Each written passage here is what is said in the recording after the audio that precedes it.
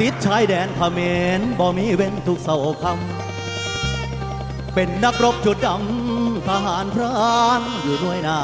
ชายแดนหอนยิงกูไฟ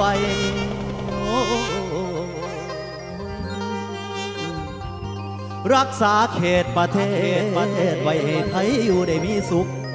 ทหารพรานแม่นตัวเองเป็นทุกข์ก็สร้างมันที่ทนได้เพราะชาติยิ่งใหญ่กว่าชีวิตชีวาทหารพรานใจกล้าต่อสู้ภัยรีเผลอหน่อยเป็นตายก็เผลอไม่ได้ทุกนาทีเพื่อนที่แสนดีซื่อสัตย์คือถึงแนวลางเมื่อครั้งวันลา